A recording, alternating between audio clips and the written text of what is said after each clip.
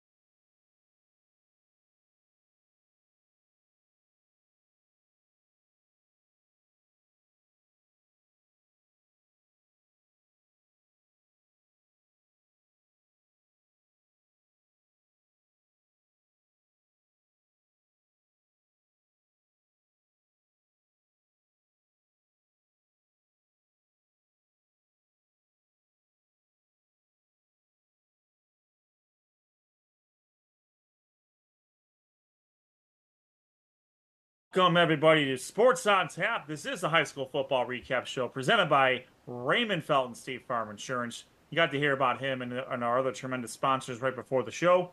Make sure you stay tuned in the middle of the show and after the show for another word from our tremendous sponsors. You're watching us live on our YouTube channel, Sports on Tap. Make sure you like and subscribe. Get the notifications when we're about to go on the air. You can also listen to us on Spotify at Sports on Tap. Make sure you check us out on Twitter/X at SOT Podcast. You're going to get all the live updates from the games that we went to, and we will talk about 3 of those games here later today. We're also on Threads at SOT_podcasts. Our website is, we're also on Facebook at Sports on Tap. Our website is sportsontappodcast.com.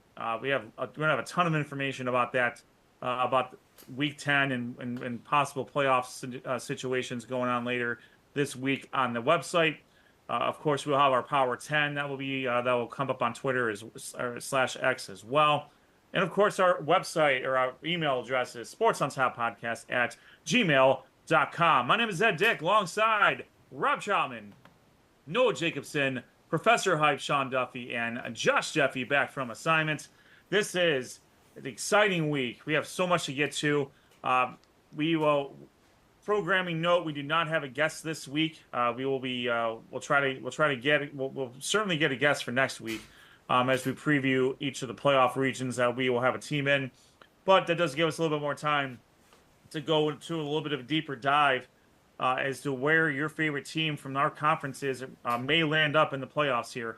We are through week 9. There is 1 week left, so there's plenty. There's still some opportunity for your team. For some teams, to win and get in, to win and get some help, to sew up either a top 4 or a top 8 seed to guarantee themselves 1 or 2 games in the playoffs, or even, unfortunately, there's some teams that are already mathematically eliminated. But we'll be jumping into joeidle.com today here over the course of our conference recaps to discuss that. It is also rivalry week. So this is a big week for a lot of local rivalries. For us that went to Brunswick, it's going to be the big Brunswick-Strong's game coming up this week, and then there's a myriad of other games that carry not only playoff implications but just bragging rights as well. So let's get to it. We were at 3 games this past week. I apologize for the Greater Cleveland Conference Championship. We were at Strongsville versus Mentor. A real big game in the Southwestern Conference, Avon Lake and Richville, and the Cleveland West Championship between Rocky River and Buckeye. We were at those games, and those guys that were at those games are going to talk about those games over the course of the conference recaps. As always, we talk about the Southwestern Conference, the Greater Cleveland Conference, the Suburban League, and the Cleveland West Conference. Without further ado, let's go over to Rob for the Week 9 Southwestern Conference recaps. All right, thanks, Ed. And we'll get right into it as Berea Mid-Park took on Olmsted Falls, and it's the Battle of Bagley Road, and a lot of bragging rights on the line in this one. Berea Mid-Park in this game scored on their first 2 opening possessions and through the air with senior quarterback Danny Bowser connecting to sophomore Tyson Clay from 7 yards and senior Jariah Haynes on 29 yards out. The Bulldogs would score once in the second quarter, but the Titans did have a 14-7 lead at halftime. It was senior running back Justin McConnell, though, for the Titans. He would run from 5 yards out, and it was 21-7 Berea Mid-Park as they head into the fourth quarter. McDonald actually would extend the Titans' lead again, 28-7 with a 6-yard touchdown run in this game. The Titans' defense held Olmsted Falls really in check most of this game, and it was sophomores Mason Nichols-Prince with an interception and Nate Byland with a fumble recovery. But for the Bulldogs, Owen Singleton, and he's done it all year, he kept the Bulldogs really in this game. He had 2 touchdowns, but it was Berea Mid-Park winning for the second straight year with a 35-14 win. And give credit to the Titans defense. Whenever you hold an Olmsted Falls team to 14 points, it's pretty impressive. So a big win for the Titans. And for the Bulldogs, it was running back Owen Singleton with 99 yards and 2 touchdowns. Danny Bowser had an important job. He had 2 touchdown passes in this game. Again, it was Berea Mid-Park that won 35-14 over Olmsted Falls. All right, let's go to Midview versus Elyria. And this one, it was homecoming in Elyria, but that didn't stop Midview from putting up 35 first-half points en route to a 49-7 win over Elyria. For Midview as running backs Marcus McMahon and Michael Passarello Jr., who scored first the 2 touchdowns. Wide receiver Dior Jones for Midview also scored in this game. Elyria, they didn't get on the board until the fourth quarter, thanks to a touchdown by Steve Mayer and also quarterback Antonio Pride. He connected with the wide receiver. Elyria, they did, though, in this game, if you look at the offensive stats when I had a chance to look at it, thanks to the Chronicle Telegram, it was pretty even, actually, in this game. And Elyria actually rushed for 200 yards in this game. And looking at the offensive stats, it was very comparable on the Midview side of things. But the big thing was Midview did have a fumble recovery for a touchdown by Cameron West. And again, Midview just punched it in when they could and had a lot of really good drives. It was 49-7 Midview. In this one, they improved to 5-4, 2-4. Elyria 0-9, 0-6, and actually in the other game, Berea Mid-Park, they got their second win. They're 2-7, 1-5. Olmsted Falls 6-3, 3-3 overall. For Elyria was Levi Springer with 75 yards rushing and Ja'Cory Bradley with 64 yards for the Pioneers. For Midview, running back Michael Passarello Jr. with 81 yards rushing, and Dior Jones also rushed for 87 yards in the game. Again, Midview 49-7 winner. Amherst traveling to Avon, and last year we remember Amherst put up 28 points, and it looked like, Amherst's offense was on a roll, and they have been on a roll a lot this year, but let's give credit to the Eagles' defense. They held Amherst to 7 points in this game, and it didn't come from the offense. But Avon, once again, they're out quick and early in this one as quarterback Nolan Good led Avon's offense up and down the field pretty much however he wanted. He had 2 rushing touchdowns, 2 passing touchdowns in this game. Avon, they ran out to a 28-0 halftime lead. Scores by wide receiver Matt Maxey. Nolan Good had a score. Grant Barr led the Eagles in the first half. And finally, Avon would score in the third quarter thanks to a David Dudziak interception for 25 yards to the house. But too much Avon is this one as they roll 42-7. Avon quarterback Nolan Good, he threw for over 300 yards and 2 passing touchdowns, also had the 2 rushing touchdowns. For Avon, wide receiver Cole Kepner led the way. He had 5 catches for 133 yards, and Matt Maxey had 5 catches for 126. For Amherst, it was quarterback Cole Norris. He rushed for 85 yards and passed for 75 yards, but for the most part, he was held and contained for this game. Again, a huge win for Avon as they win 42-7. Amherst falls to 6-3, 3-3. Avon 9-0, 6-0 in conference.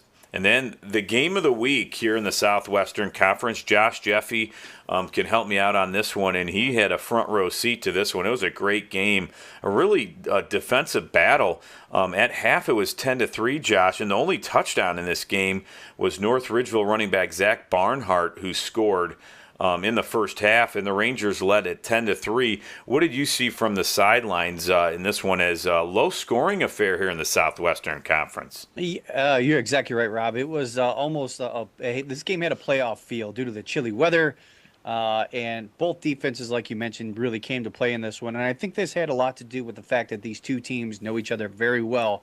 So no surprises were at hand. And you're right. And, this game, while it was going on, I could think none other than our very own Ed Dick, because I know he would love this game. North Ridgeville got on the board first, actually, when Austin DeShazo hit a 26-yard field goal. And then Reese Polomoski tied the game with his first of 4 field goals in this game. This one came from, I forget the yardage on that one, but he did hit 2 35-yarders, a 26-yarder, I believe, or 25-yarder. Yeah. And then we'll talk about his last field goal here a little bit later. But, yeah, Rob, you mentioned it was 10-3 at the half. Not much going on in terms of offense in this one. So, just from my perspective, the fourth quarter is where a lot of the action really started to pick up. In that fourth quarter, the score was 10-9. North Ridgeville quarterback Cole Miller actually hit Charlie Steinmetz over the middle for a touchdown. Long play. It was a long play. Sideline was going crazy for Ridgeville. The fans were going crazy. However, North Ridgeville got called for a legal man downfield, negating the score. And just a few plays later, the Rangers attempted a very similar play. However, it was deflected twice, and then it was intercepted by Avon Lake's Michael Summerfield, giving the Shoremen the ball with 3:26 left in the game. Got to give credit here to the coaching staff of Avon Lake. They were calm, cool, and collective, and that really, you could tell the players really fed off that, and they knew they were prepared. In the fourth quarter, they faced a big fourth down conversion, and quarterback Alex Folter. Help me out, Rob, if I missed that. I think it's A Folter, but yeah, you're close there. Well, great effort on my part. I'll give myself credit. He actually hit Joseph Heron for a completion, a fourth down conversion, which was huge because that continued not only the drive, but continued marching the clock downfield. Avon Lake's coaches utilized the clock very well to the point where they were able to run the play, and I was right next to basically the coaching staff. And I think this is very rare, and Ed, you can correct me if I'm wrong on this, but at the high school level, for a team to call a timeout and to actually get the kicker's advice on, hey, where do you want the ball? Where do you want it to be marked at for when you kick this field goal? And Reese gave him what he wanted. He pretty much, after the game, told me he likes it right down the middle, so they lined it up. They ran a play up the middle, and they were able to call their final timeout with about 2 seconds left on the clock. North Ridgeville did their best to try to ice them, but as Reese said to Cleveland.com, this is a great line, you can't ice. So he lined up with the 42-yarder, nailed it for the walk-off win, 12-10. Just give credit to Avon Lake. Their defense, even when the offense wasn't hitting on all cylinders, they still did enough to put them in scoring position and to win the game. And Coach Kostelnik, after the game, was just fired up. He didn't have a voice much. We did talk to him a little bit after the game. That interview is on our Twitter page. Reese was getting interviewed a little bit too.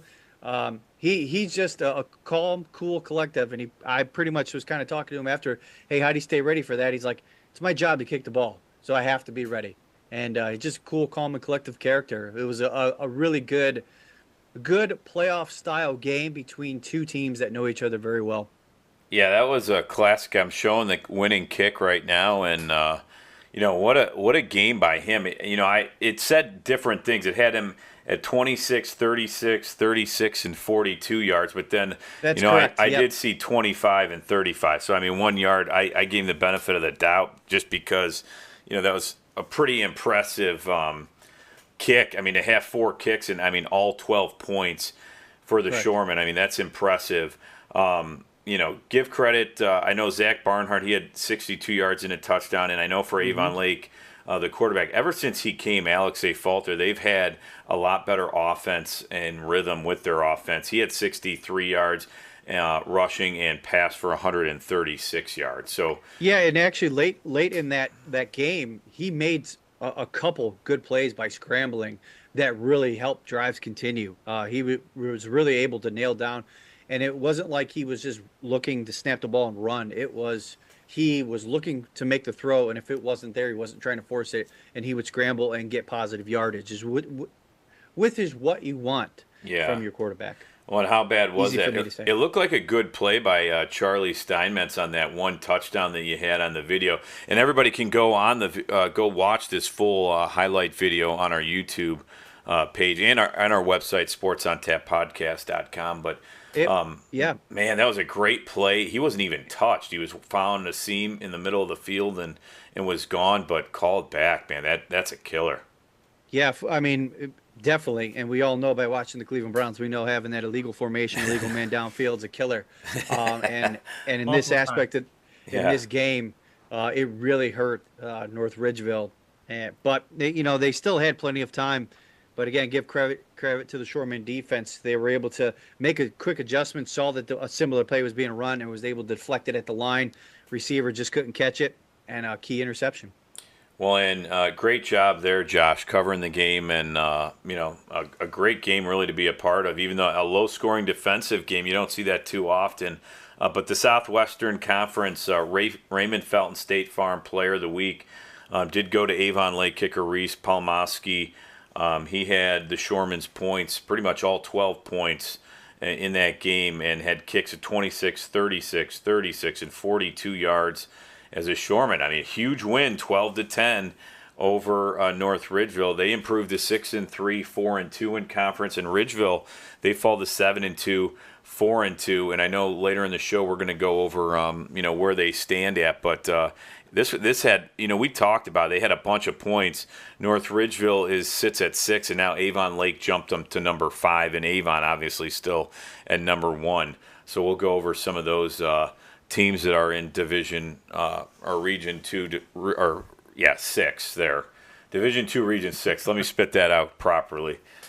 So we'll go over that. I'm excited to see some of these matchups after next week, where everybody's going to stand in some of these matchups in the playoffs coming up. Yeah, no doubt, Rob. We'll get there here. We'll get there soon enough. Let's get to where we're going next week, what the schedule looks like next week. Then we'll take a little bit of a deeper dive in the Southwestern Conference and playoff positioning. Yeah, so for Week 10 in the Southwestern Conference, North Ridgeville and Amherst should be a really good matchup. Avon and Avon Lake, that's a big-time rivalry. Midview Olmsted Falls, another rivalry game. And Berea Mid-Park takes on Elyria as they try to get notch another win there before the playoffs starts. So that's Week 10 in the Southwestern Conference. Rob, great work. Josh, same. To your point, for high school, when it comes to kickers, it really depends on how in tune the coaches kind of are with that. I think with some of the bigger programs, and quite honestly, some of the better programs, they value that, especially if the kicker proves to be as good as Reese is, then they're going to take his advice. Avon Lake has a pretty good lineage of kickers over the last few years, so I'm not surprised. I'm not surprised by how good Reese did, and that Coach Kostelnik and the offensive coordinator took that advice and put it exactly where he wanted it. He's absolutely proven that he can be trusted, and 4 for 4. That'll do it. So that's great. Good work out of Reese on that one there. So with that, let's jump into it. We'll start with Division 2, Region 6, as Rob mentioned, because the majority of the teams in the Southwestern Conference stay there. That's where they reside. So I'm going to pop up joeidle.com here on my screen. Hopefully it's popping up. Yep. We're good there. Yep, there it is. All right, so as Rob mentioned, Avon and Avon Lake are doing battle. It's a 1 versus 5 matchup right now. Avon, as you can tell in the playoff status, that will tell you from this website what they've already gained, what they've already earned. So Avon has already earned a top 4 seed, which means if they keep winning, they will have 2 home games in the playoffs, which is huge. If you can get 2 home games in the playoffs, that's a really good thing there.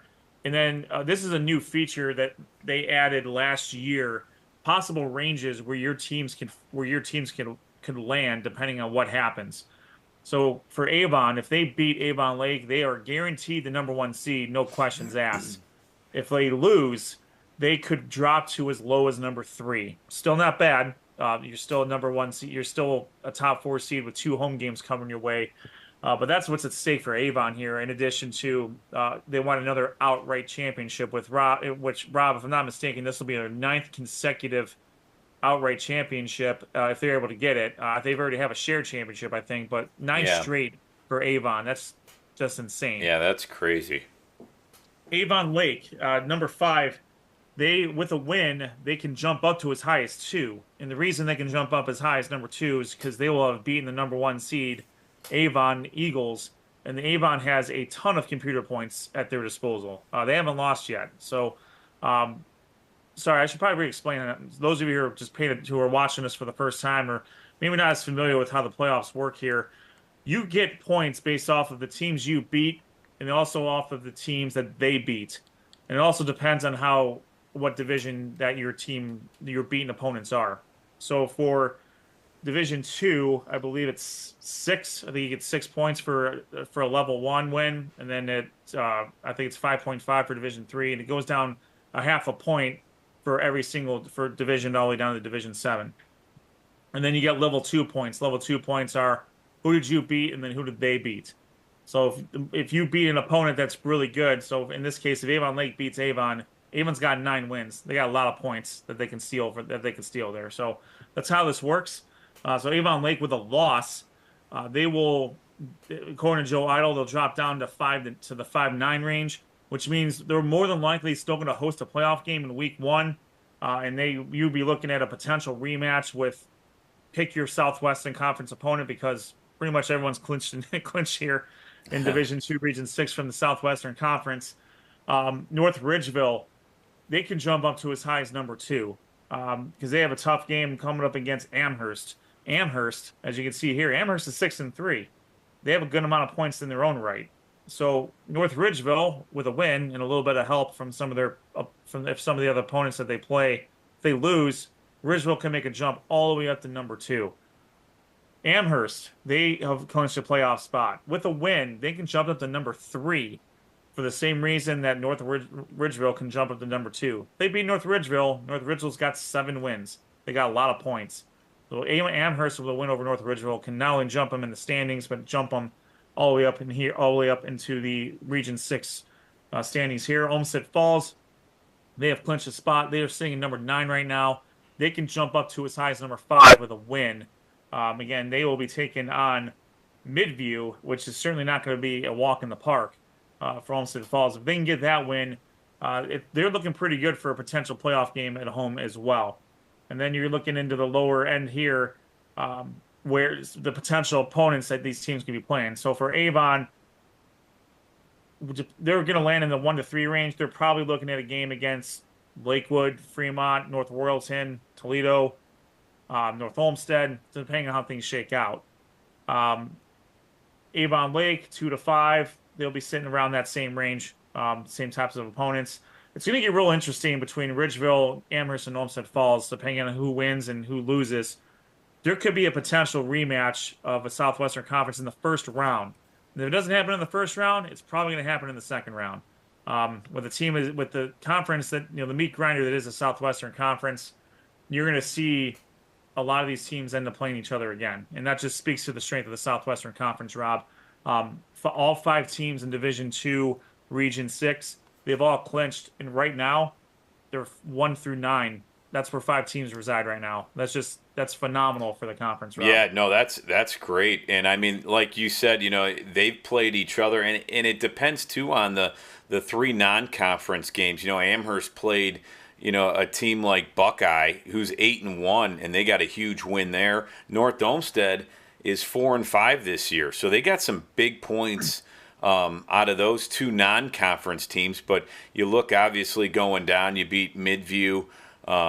They took losses to Avon Lake and Olmsted Falls, which, Amherst, they probably could have gotten some big points there. But, they collected some nice wins early, and then teams that beat Amherst, in conference are going to get a lot of points there. So like you said, they beat up on each other in conference, and then they kind of go up and down in Region 6 there. So it's kind of tough up and down, but you see a lot of Southwestern Conference teams make it year in and year out, and it's going to be interesting to see where they fall here after Week 10, but it's looking pretty good for the Southwestern Conference here.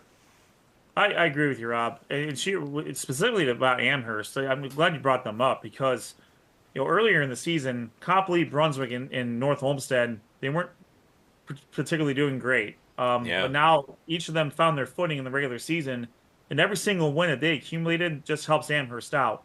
So you look at the standings here, and if Amherst kind of flies under the radar a little bit compared to some of the other teams, but just looking at them, you're like, wait, how did Amherst end up with 18 points in the computer standings? Well, look at the non-conference. Yep. Their beaten opponents are starting to win, and that just boosts them up. They're almost 1.5 points over Olmsted Falls right now, and that's with a loss to Olmsted Falls because they're beating opponents are doing better than Olmsted Falls is beating opponents, quite frankly. So that's what we're looking at for Division II, Region 6 for the Southwestern Conference. We'll shift over quickly to Division 1, Region 1. Berea Mid Park, 2-7. Now, this is going to look weird, but Division 1 only has 72 teams. They're broken up into 18-team regions. So all but 2 teams make the playoffs. So teams like, in the lower echelon here that only have 1 win or 2 wins, they're going to get in with this region just because of how it's set up. So with Berea Mid Park, right now they're in. They clinched the playoff spots. That win over to Olmsted Falls was huge for them. That gave them a lot of second-level points that they didn't really have before. So they were able to jump. They beat Brunswick, so like they were able to jump them with some of their victories. Normandy, Medina, they're kind of the best of that group right now because of that win over Olmsted Falls. If they beat Elyria, they're not going to get any second-level points because Elyria doesn't have any. Unfortunately, they haven't won a game yet, but they'll get some first-level points that'll from a Division I team that'll always help you out there. They're going to sit between the 10 to 14 range really no matter what. So right now they're number 11. They could jump up to 10. They could drop down to 14. And then you're looking at matchups against anywhere between Massillon to St. Ed's to Canton McKinley. Obviously you just want to get in and we'll figure it out from there. But that's what they're staring at here. Elyria, Rob, unfortunately, is rough of a season as they have. If they could beat Berea Mid Park and get some help from Glen Oak and Ignatius losing, with 1 win, they could sneak into that 16th spot. They'll be greeted with the game against Menor, most likely, but nonetheless, they'll sneak their way in. And another week of practice is another week of practice. Well, yeah, and last year they did the same thing. They just made the playoffs, I believe, with a win, and they faced St. Edward in the first round. So it would be a tough matchup, but it might help these kids, get that positive confidence going in and getting a win there. As far as Berea Mid Park, you look at their schedule, they've had some really close games. Obviously, they got one versus Brunswick in week 1. They lost to Nordonia in week 2, and Nordonia's a really good team. But going down the line, they lost a 1-point game to Avon Lake. Amherst, there was a shootout. Midview, they were in. North Ridgeville, they took pretty far there and was another close game. So they've had a lot of close games. They just haven't been able to pull them out this year. But, it could be a dangerous 2-7 team, and a big win versus Olmsted Falls there in week 9. And week 10, maybe their confidence goes up if they can pull off one against Elyria there. And right now they're sitting at 11, so they would be traveling to Massillon-Jackson, and they are certainly no stranger to Massillon-Jackson. They've played them the last few years in the playoffs. So Coach Unick and the Titans, they're certainly not going to be afraid of that matchup. Mm-hmm. If you're Berea Mid Park, not only do you need to beat Elyria, but then you got to hope that Brunswick and North Olmsted or Olmsted Falls, they win their games. That can jump them up into that 10 spot, and then you really clinch a game against Massillon-Jackson or even Lorraine. Lorraine 8-1, but they're number 7, and they're kind of light years behind some of the other teams here too, due to the strength of their schedule. So, everything's right in front of Berea Mid Park, and if they can get a little bit of help, they could find themselves in a favorable draw, even as the away team in Division I, Region 1. And of course, Elyria, they win, they can sneak in. St. Ignatius plays football north out of Canada. They're a 5-3 team, but St. Ignatius generally has success against those types of teams. And they need a win in the worst way to get in to clinch themselves. Yeah, they're close. They're close there. Ignatius is. I think they're the last team that would get in as of right now. Yeah, exactly. And a team like Ignatius, I think, and I'm not trying to turn this into an Ignatius thing, but I think we just need to get it out there. Ignatius, if they played a schedule that is similar to some of the teams that we cover, they're probably going to win a lot of those games. Yeah. They play a very rough schedule that not a lot of teams want to play. So I give them credit for that. And generally a team like them, if they can get into a playoffs where they're playing a lot of these teams, depending on the matchup, they can do some damage. Last year they got in because they beat Menor in the regular season. Then they beat them in the playoffs, and they barely lost to McKinley, and they had like 3 wins. So all a team like Ignatius needs, and St. Ed's for that matter. If Ed's was in the same situation, I would say the same exact thing. If they can just get into the playoffs, a lot of those matchups are going to be favorable to them, whether they're on the road or whether they're at home. So let's get that out there now. They're not a bad team. The Yep. record doesn't say that, but they're a good team. And compared to some of the teams that they would be playing in here, they would probably be favored, quite honestly. Last and certainly not least, Rob, Midview, they did clinch a spot in Division 3, Region 10. This is their first time in Division 3 in probably quite a while. They've been living in Division 2, Region 6 for many years. But right now, they're slotted at the 11th spot. They would be traveling to Padua to play Padua. That'd be a fantastic game if that ends up shaking out the way that it is. Midview, they do have a game against Olmsted Falls again. If they're able to win that game, they can jump up to as high as 5, provided some help happens. But if they lose, they can drop down to as low as 16. Just a lot of things need to happen for that to go down. But that shows the type of range we have here with some of these teams with where they're at. But Midview knows they have Week 11 coming their way.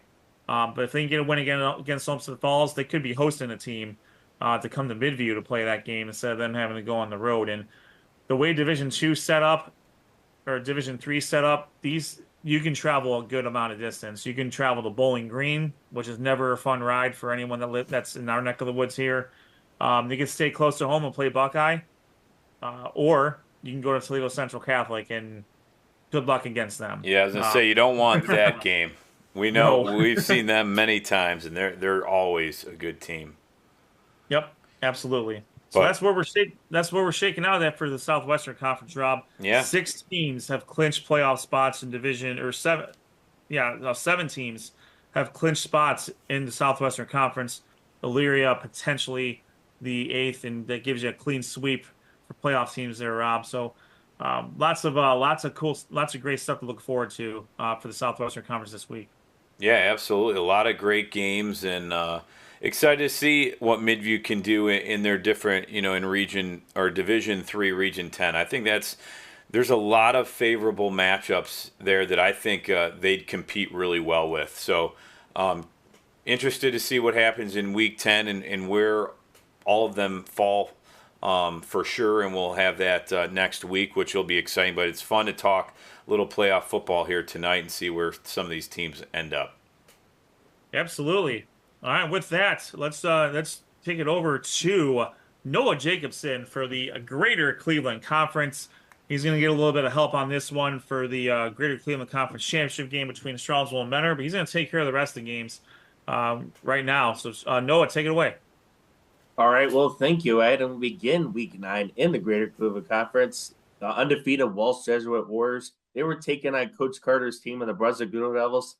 And the game was played, and Walsh Jesuit just kind of showed Coach Carter, like, hey, we've been hot coming in at 9-0, and they did what they were supposed to do coming into Brunswick with a 38-7 win over the Blue Devils. Quarterback Sean Barnett was 15-25 for 114 yards, and he had a rushing touchdown in this game, which was the only score for Brunswick. Wide receiver Brandon Gross had 4 catches for 39 yards. Running back Cooper Neal had 9 carries for 29 yards, as Walsh Jesuit would stay undefeated at 9-0 to get the victory over Brunswick, 38-7. Brunswick drops to 3-6. They still remain 3-2 in the GCC. And then Medina was traveling to Shaker Heights, and this was kind of a close game, kind of a back and forth battle between these two teams. With Medina was leading 20-14 left to go with 2 seconds left to go in the fourth quarter, and it was Shaker Heights that would score a game-tying touchdown. Jakir Addy to Cameron Jackson for a 7-yard touchdown to tie the game. And what does Coach Nicholson go? He wants to go for the 2-point conversion and the win, and he does. Jakir Addy would do it again to Darius Coleman for the 2-point conversion to win the game, to stun the Medina Bees on a last-second game winner. A 22-21 victory for Shaker Heights. Quarterback Jakir Addy for Shaker Heights, he was 15-30 for 150 yards. and 2 touchdowns. He also had a rushing touchdown in this game. Wide receiver Cameron Jackson had 4 catches for 52 yards and 2 touchdowns. For Medina, quarterback Kason Diolio was 18 of 32 for 166 yards and a touchdown. He also did have 17 carries for 87 yards and a touchdown. And then River Bloomquist had 22 carries for 87 yards and 2 touchdowns in this game. Wide receiver Kenneth Hathaway had 8 catches for 78 yards and a touchdown, as Shaker Heights would stun Medina on a last-second 2-point conversion for the win, 22-21. Shaker Heights improves to 3-6 after 6 straight losses, and they get their first GCC win on the year at 1-4. Medina drops to 2-7, 1-5 in conference play. And then Cleveland Heights was traveling down to Euclid. It was Coach Stevens and Coach Carrera on a Saturday afternoon, and this was kind of a close game at halftime, but it was all Marquise Davis in this game. What a game that he had. 26 carries, 465 yards, 8 touchdowns. For Davis, he tied for third in OHSAA football history with rushing touchdowns at a game with 8 of them. And he also was 14th all-time tied for rushing yards in a game with 465. What an unbelievable performance by Marquise Davis in this game against Euclid. Elijah Harris, the freshman running back for Cleveland Heights, he had 7 carries for 63 yards and a touchdown. For Euclid, quarterback Deion Russell was 8 of 18 for 103 yards and a touchdown. His touchdown came from Colby Orr. And then Euclid's backup quarterback, Kylan Stubble, was 7 of 10 for 79 yards and 2 touchdowns. His 2 touchdowns were from Jimmy Clemens Jr. and James Ticino. And then Keyshawn Telfair also had a 75-yard kickoff return touchdown. Give Cleveland Heights a lot of credit. I mean, they never punted in this game as they rushed for 533 yards in this game. That shows the kind of credit Coach Stevens has of giving the ball to Marquise Davis and Elijah Harris a lot, as Cleveland Heights will go on the road to defeat the Euclid Panthers 70-27. Cleveland Heights improves to 5-4, 3-2 in conference play. Euclid drops to 2-7, 1-4 in the GCC. And then the game of the week in the Greater Cleveland Conference. It was the Strongsville Mustangs and the Menor Cardinals. Both teams were undefeated in conference play in the GCC. And my man, Sean Duffy, he was at that game. So, Sean, take it away. Thank you very much, Noah, and always happy to help out in the GCC, especially when it comes to a potential, actually a de facto championship game here between the Strongsville Mustangs and the Menor Cardinals. Both these teams, as Noah mentioned, came into this undefeated in conference play. The winner would leave with a guaranteed share of the title and the inside track to the outright title, the whole Megillah, so to speak. But in the end, it was the Menor Cardinals getting a 44-17 victory, led by an impressive, and I'm talking impressive, performance by Menor quarterback Scotty Fox. Scotty Fox finished the game 15 of 23 for 295 yards and 3 passing touchdowns. 2 of those passing touchdowns were to Austin Van Huss, who roped in a 57-yard touchdown pass, and, oh, by the way, just another 38-yard touchdown pass later in the game. The third touchdown pass went to Marcus, and I'm going to need some help on this one. Serpatowski. Let's give it a shot. Serpatowski. Thank you. Great effort. Assist. Great effort, Sean. Appreciate that. Also catching a touchdown pass from Scotty Fox. Fox, not to be outdone, he also chipped in 44 yards rushing and a scoring touchdown on the night. Menor running back Jackson Farley, also an impressive performance, toting the rock 18 times for 175 yards and 2 rushing touchdowns. One of those rushing touchdowns you'll see on our highlight video was a punishing 1-yard touchdown run that emphasized that Menor was going to win this game, as Jackson Farley was able to cruise into the end zone and make that Mustang defender rethink some things going back to the sideline. On the flip side of the field, Strongsville struggled all night long, but they were able to get some some offensive production from Kedrick Bodie, who finished with 19 carries and 147 yards and 2 touchdowns. Bodie's longest run came from 38 yards late in the first half, but that would be all the touchdowns that Mentor's defense would allow them to score for the night. Strongsville's running back Sam Demakia was the focal point for both the Strongsville offense, but also for the Mentor defense, as they held him in check for 83 scoreless yards on 13 carries. With this win, Mentor clinches at least a share of the GCC title and will look to secure the whole Megillah this week against Euclid. Mentor currently sits at the number 1, the bird dog position in Division 1, Region 1, and they have secured a home playoff game, possibly 2. You got to win your first one, but a home first playoff game to boot. Strongsville will need to recover quickly as they have a big rivalry matchup this week against the bitter, hated rival of the Brunswick Blue Devils. Strongsville is currently sitting at the number 8 position in Division 1, Region 1. They have clinched a spot, likely clinched a home playoff game in the first week of the playoffs. Guys, got to tell you, love going out to Mentor. It was a great sight. It was senior night, senior band night.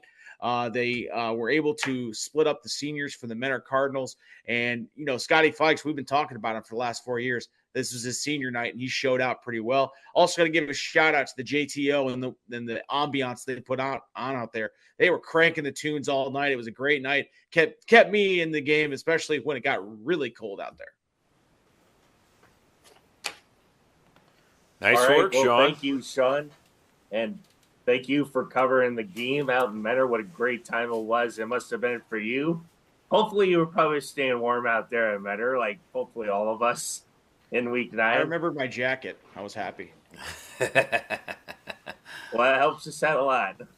Let's get into week 10 in the Greater Cleveland Conference. The Battle of Boston Road between Brunswick and Strongsville. That should be another great one. Mentor will be traveling to Euclid. Shakerites in Cleveland Heights. The Battle of Cedar and Lee. That's going to be another great game between Marquise Davis and the Tigers going up against Cornell Beer and the Red Raiders. And then Detroit Castaic, Michigan will be traveling down to Medina. And that is the week 9 recap of the GCC and week 10 schedule in the Greater Cleveland Conference. Noah, Sean, great job. Congratulations to the Mentor Cardinals. They again clinching at least a share of the Greater Cleveland Conference Championship. And Mentor obviously just got back to where they are used to being, undefeated, winning their conference championship, and really just really dominating the conference. Quite honestly, Strongsville just didn't have the firepower, and that's unfortunately a lot of those teams, with the exception of Cleveland Heights, they haven't had it. They haven't been able to match up with Mentor very well, and we saw that at full display here. Strongsville came in with a chance to win the conference, whether anyone expected that at the beginning of the year, and Mentor was big brother to him. There's no doubt about that. Yeah, definitely. And it shows why Scotty Fox has been so great for the Cardinals offense the past 4 years. And he even showed it, like Sean said, on senior night. He showed Strongsville, like, hey, I've been the guy balling out for the Mentor Cardinals for the past 4 years, and I still do it as we try and make the playoff run coming up after week 10. Absolutely. And so with that, let's go over to Division 1, Region 1, the big school region, as we like to refer to it here. And as you can tell, as Sean and Noah both mentioned, Mentor they have clinched a top 4 seed. They will have at least 2 home games if they keep winning. They are playing Euclid this week, and a game will probably be played there. No offense to Euclid. So there's really with a win or a loss, it doesn't really matter. All right, you want me? Actually, I think it's being shared. We're good. A win or a loss, they're going to be the number 1 or the number 2 seed, regardless of how this shakes out. It's going to really depend on Perrysburg. Let's see what Perrysburg has coming up there. Perrysburg, it has a game against a 9-0 Anthony Wayne team. So there's a lot of points on the board for Perrysburg. If they're able to beat Anthony Wayne, that is the scenario that could jump them over Mentor to get that number 1 seed. But that could be huge, because we talked about earlier, you could avoid St. Ignatius in that first game, in that first round. depending on how it shakes out. Now, again, Ignatius with a win could be up to 14, but with a loss, they could be number 16. And, depending on what happens there, I mean, Mentor already beat them this year, so we know they already have the ability to do it. But I think if you end up having to play Ignatius in the first round, unless you're Mentor, or maybe McKinley and probably Perrysburg or Eds, you're probably not going to want to see that team. For Strongsville, Cleveland Heights, we were talking about this offline here. That they're most likely going to be playing each other in the first round. Now, it depends on where. Cleveland Heights, they have all their horses. They have a lot of their horses back. They're still missing a few. But Marquise Davis is probably as healthy as he's been. And Noah, you've seen how dominant he is. I think you're talking about it. He's rushed for over 1,000 yards in like 3 games and like 18 some touchdowns or something like that. It's insane, Noah.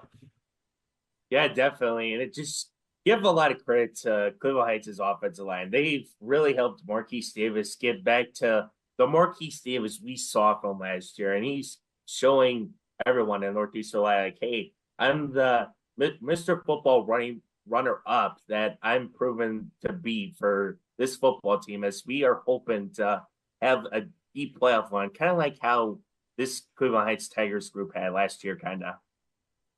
And they're catching, and if they're getting some of their guys back, especially Davis healthy this time of the year, I mean, some of these losses that they took earlier in the year against Hudson and Detroit King and even Strongsville, Mentor, they played Mentor really tough.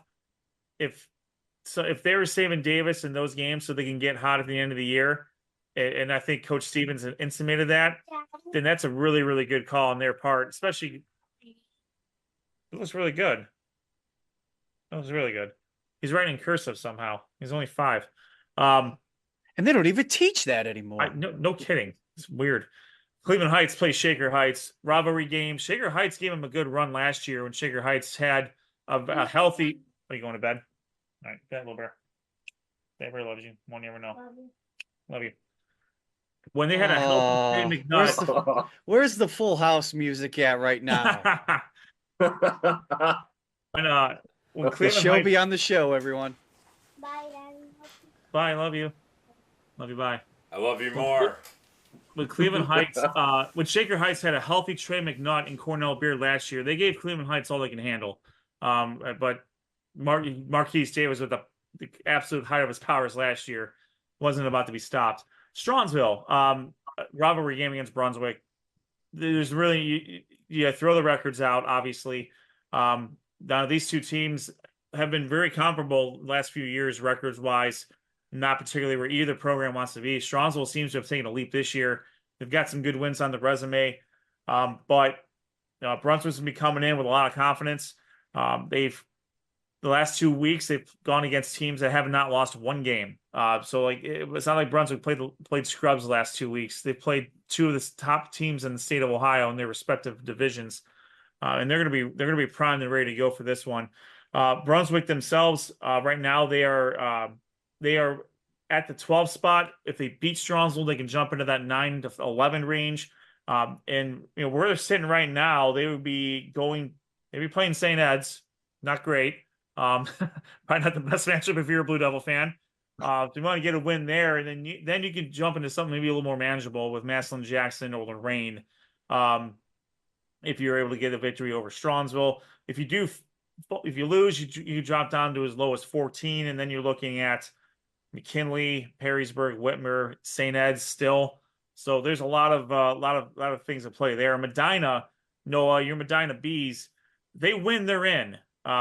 They win, they're in against Cass Tech, and Cass Tech they're very good. That's not going to be an easy game for them. But if they win, they can jump to as high as 10.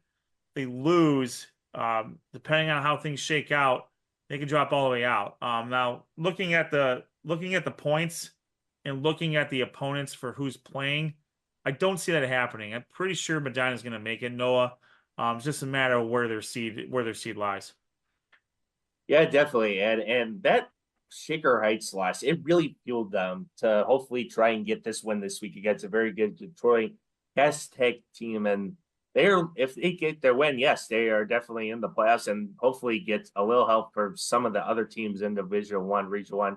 But that that Shaker Heights game that really fueled them to hopefully, like I said, come in with hopefully a lot of confidence against the Detroit Cast team who is 6-2 right now. And this is a big game for these Medina seniors. They do not want to go out with this loss coming up on senior night for them.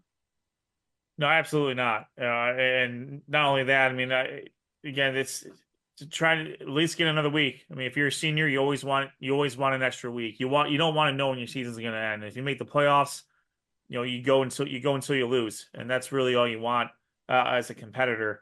Let's go over to Division II, Region 5 real quick, Noah, where you have Euclid and Shaker Heights. Right now, they're both mathematically still alive. And I think that's mostly in part to the opponents that they play. Shaker Heights, again, they play Cleveland Heights. Cleveland Heights is 5-4, and so they carry some good computer points with them. But they also have some wins on their resume that could possibly help them out. If Medina wins, if Willoughby South wins, or if Brush win, that could give them some extra points there. But for all intents and purposes, they have to win, and they need some help to get in. Euclid, they play Menor.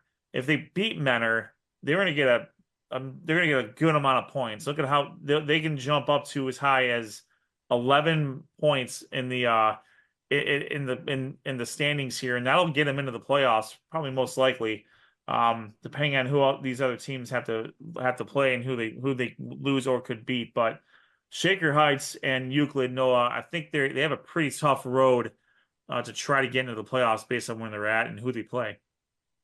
Yeah, definitely. And for Shaker Heights, I mean, the two losses I want to go back to is Solon and Euclid. I mean, they led early in this game, and that just fell off to the defense, just letting Solon and Euclid trying to take the win. And I think those two losses for Coach Nicholson really fueled them to hopefully they should have had wrapped up that game. And now they're in a position where they are facing Marquise Davis and the Cleveland Heights Terriers, and desperately they need that win to hopefully get into the playoffs and hopefully get a lot of help from these other teams.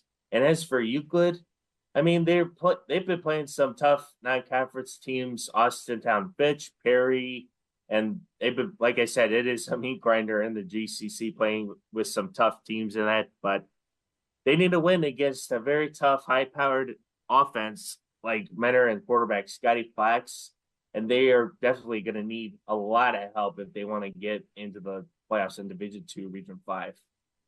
No, you're right. I mean, this is a tough schedule that Euclid played. I mean, Austintown Fitch. This is the defending state champion Perry Pirates, mind you. That is, Whetstone, they got to win over them. Shaker Heights earlier in the year. And then still tough teams. I mean, Medina's they're a 2-7 team that really shouldn't be 2-7. They are a better team than that. So record wise, it doesn't look great, but Euclid has a very, very tough opponents on their schedule. For Shaker Heights, last word there. A lot of it does depend on the health of Trey McNutt and Cornell Beard. I mean, Trey McNutt's one of the top players in the country at his position. And my understanding is I don't think he's been healthy too much this year. And given where he's going and what he's got in his future, he's looking out for what's best for him. He's got a really, really bright future. And so we'll see if him and Cornell are able to play against Cleveland Heights, that game's going to get a lot more interesting, and there's going to be a lot of talent on the field. All right, let's tell you what. How about we take a quick break? We will come back and we will handle the Suburban League. The Suburban League. We'll have the Natty, the American, the Cleveland West Conference, and then we'll talk about the players of the week and then where we are going to be for Week 10. This is the high school football recap show for Week 9 and previewing what the playoffs look like here on Sports on Tap. Again, presented by Raymond Fountain State Farm Insurance. Stay tuned. We'll be right back.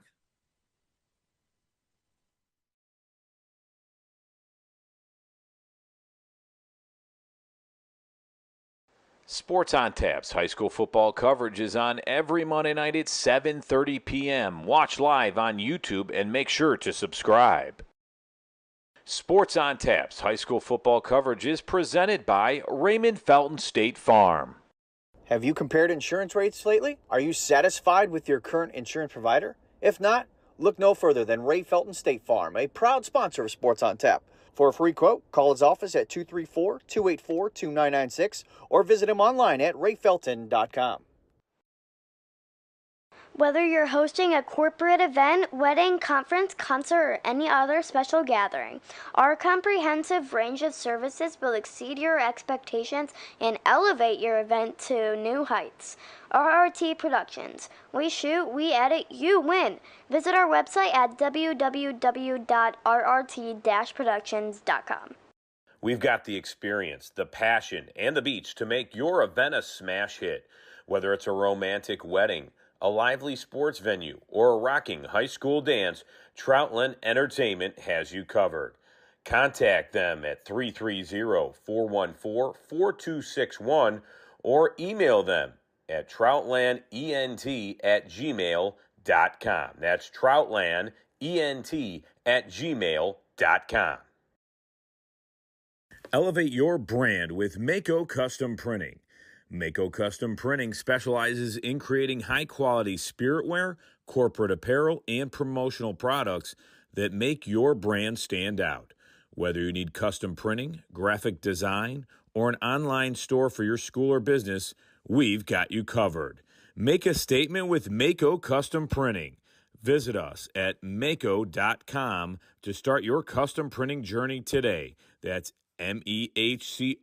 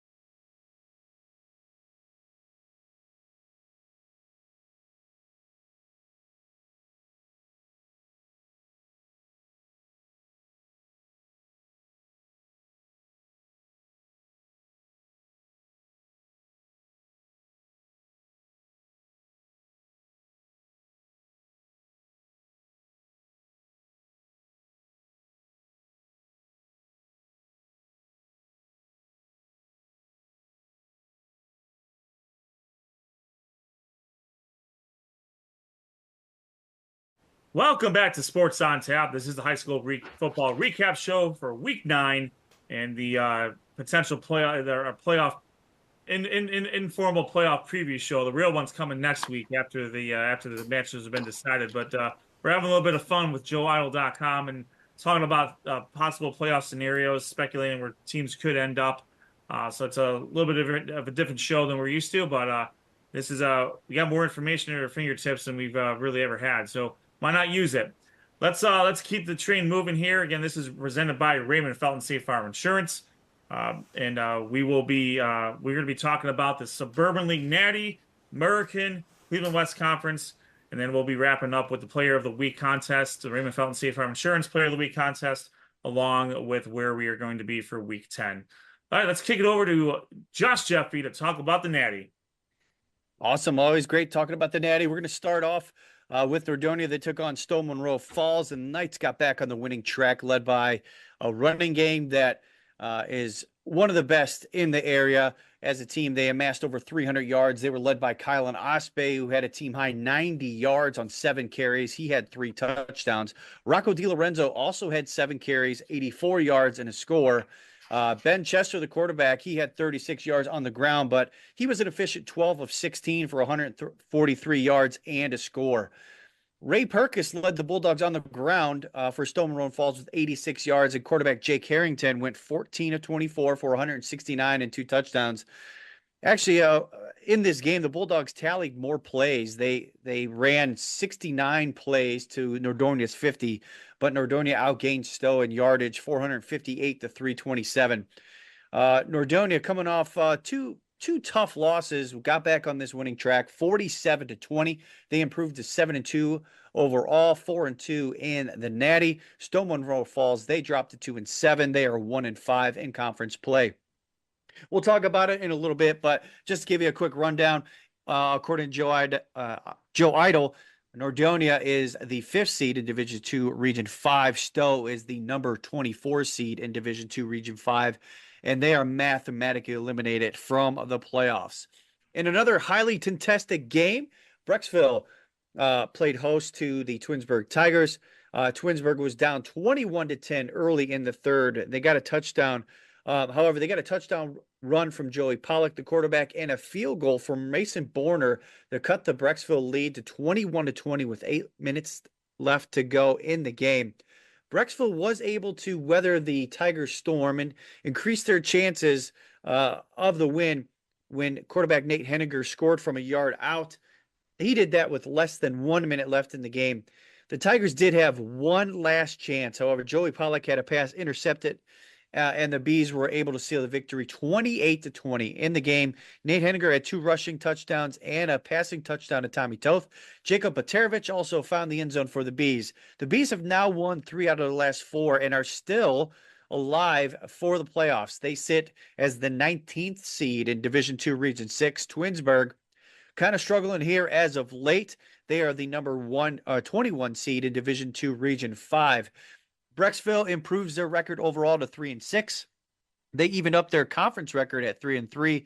Twinsburg drops to 3-6, and they have a 1-5 record in conference play. One of the biggest upsets of the week in the Natty, North Royalton defeated Hudson 43-35. Now, many people did not see this shootout happening. But the Bear offense was on a mission as they surpassed 500 yards of total offense, led by Mannix Wasco and his 188 yards and a touchdown on the ground. These two teams went back and forth all game, especially in the first half, as Hudson led 28-22 going into the locker room. Brennan Funyak was the workhorse for Hudson. He scored 2 rushing touchdowns in the first half on his way to a total 169 yards, including a 76-yard touchdown run.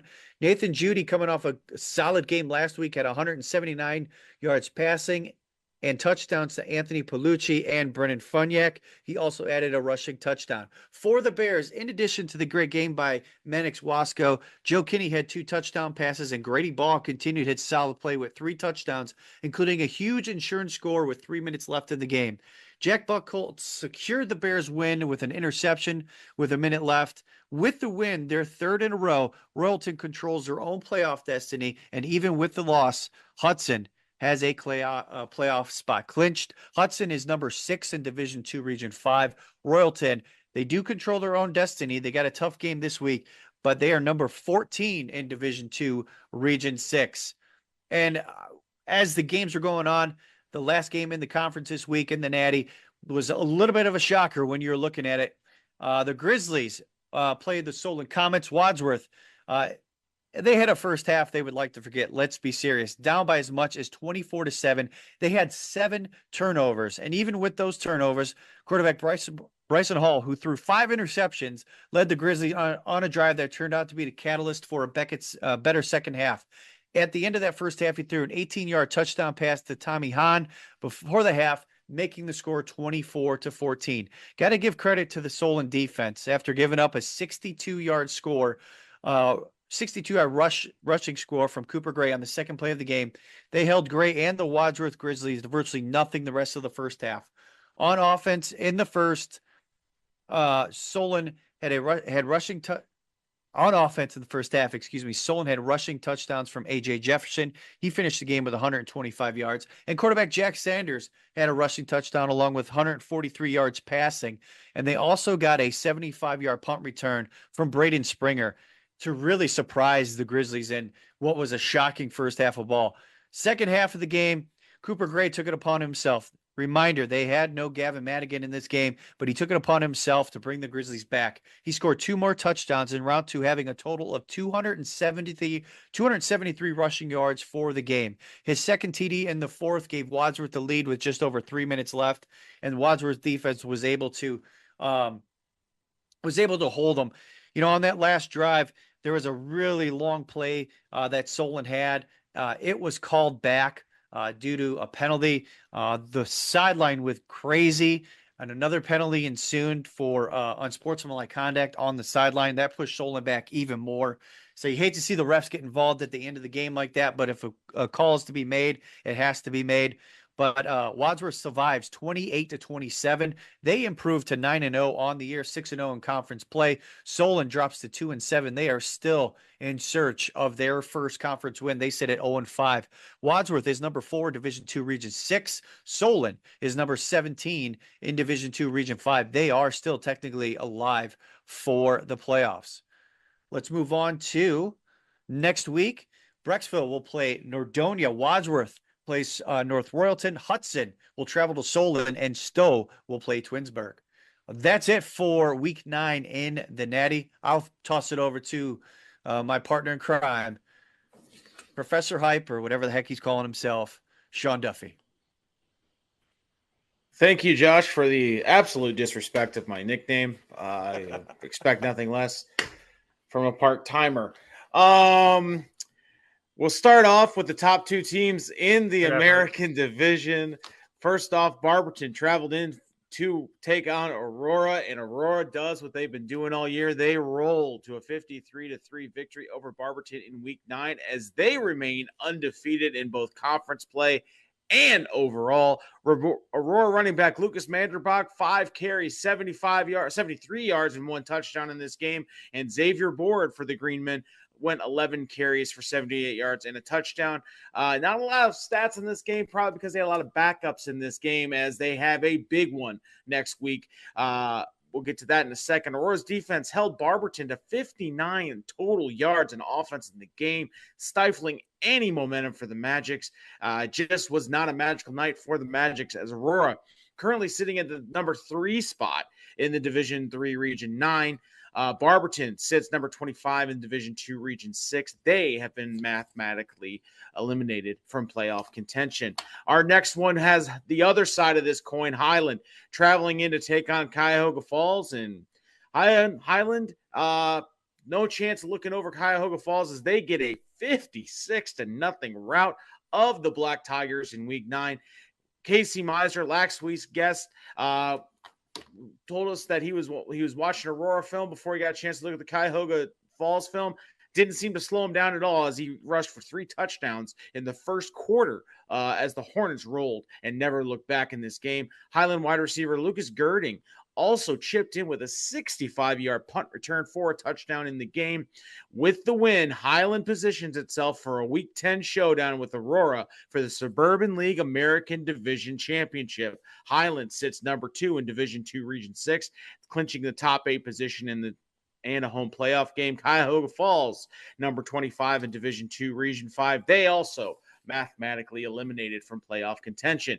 In 2 close games remaining on the backside of the American Division here, Talmadge gets a late touchdown to get a close 21-14 victory over a surprisingly stout Rough Riders out of Kent Roosevelt. Talmadge again got a late touchdown to get this. Not a lot of stats on this game, but again, congratulations to Talmadge. They are 6-3, 4-2. They currently sit in the number 12 position in Division III Region 9. They also secure a playoff spot, and they will look to secure a home playoff game with a win in Week 10. Kent Roosevelt, number 23, Division III Region 9. Rough Riders are mathematically eliminated from playoff contention. And what amounted to the greatest show on turf part D in the American Division last week, Revere and Copley locked horns, and guys, points were plenty in this game.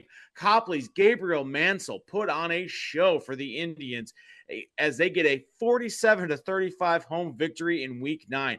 Mansell's stats for this game are as follows: passing 18 of 22, 229 yards, 3 passing touchdowns. You think he's done there? He's not.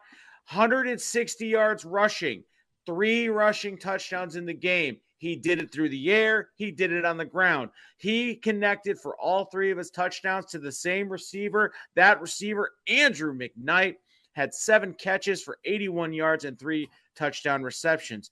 Revere, not to be outdone, had their own standout performances. Revere running back James Perry had 11 carries for 82 yards and 1 touchdown in the game.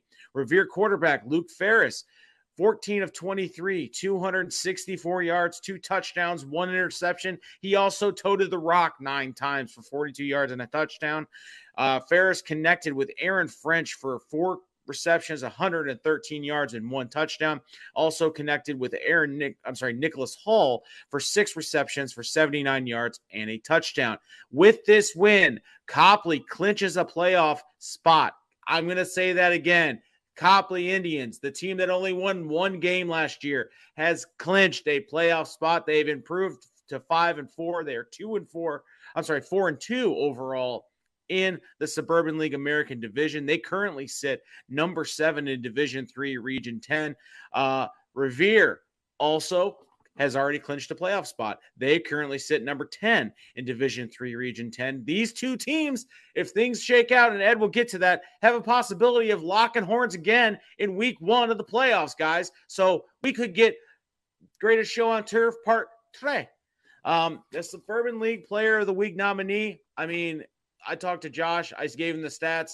The one word was duh that he gave back to me. He said, Gabriel Mansell, 18 of 22, 229 yards, 3 passing touchdowns, 160 yards rushing, 3 touchdowns on the ground. He is the Suburban League Player of the Week nominee. Let's look ahead to see what we have on tap for the Week 10 in the American Division. Copley travels to Talmadge. Cuyahoga Falls travels to Barberton. Kent Roosevelt traveling to Revere. But let's be honest, guys, it all boils down to this. We've been talking about it for damn near 3 weeks. We're going to talk about it again. Highland, Aurora, Week 10. This is what's going to, not Week 8, no matter what it says up there, it's Week 10. We are talking about a Suburban League American Division, and I'm just going to go ahead and make a spoiler alert now. It's not a spoiler. It's a guarantee. Your boy, Professor Hype, is going to be traveling his happy ass to Aurora to watch this game because the winner is coming out, the champion of the Suburban League American Division. Guys, that's all I got. I'm out of breath. Well, that's not that hard to do for you. Man. I was saying a great effort was coming, but I guess after that part-time burn, that was a low blow if I've ever heard one. I mean, that's crazy. You're fighting a good fight, but you're still a part-timer. We're fighting each other in fantasy football, so there's a lot going on. Our conferences are probably somebody's a little angry. Our division are probably 2 of the best in the area, so there's we're amped up, ready to go. It's a professional rivalry, Josh. We do have a sports on tap battle here. So I'm taking on Rob this week, and I left 30 points on the bench because I'm an idiot. Yeah, but you got Baker though. That's all that matters. Things you never thought you would hear in fantasy football world. Exactly. I have Baker Mayfield starting over Patrick Mahomes. He sucks as a fantasy quarterback, by the way. Mahomes, you suck as a fantasy quarterback. I know. I wish you would have started him this week. He's not starting ever. Not until he starts putting up 3 touchdowns, 300-yard games. That's not happening with that crappy offense they have. I should. Anyways, I The Bake Show. I digress. We got a lot to get to here with the Suburban. No doubt. League. There's a litany of teams, and they spread out across 4 regions. So let's start with Division 2, Region 5 real quick here. The guys did a great job of going over where they currently sit. So we'll briefly touch on the highlights there. Nordonia and Hudson, 5-6 right now. So you got the 2 of the stalwarts in the Natty are 5-6, and they both clinched. They both have a possibility of getting up into the upper echelon. Specific to Nordonia, with a win, again they will be taking on Brecksville. If they beat Brecksville, depending on how things shake out, they could jump all the way up to the number 2 seed. And that depends on if Austin Town Fitch, Hoban, Green, what have you.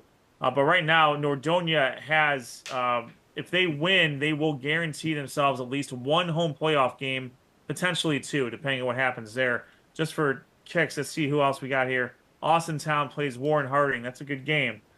Green, they take on Lake. That's a rivalry game. You throw the records out there. Hoban, I believe they are taking on St. Ed's. That game can go either way. That's going to be a monster game too. So there's a lot of good games ahead of both Nordonia and Hudson here. Now Hudson, that loss to North Royalton really hurt their playoff standings there.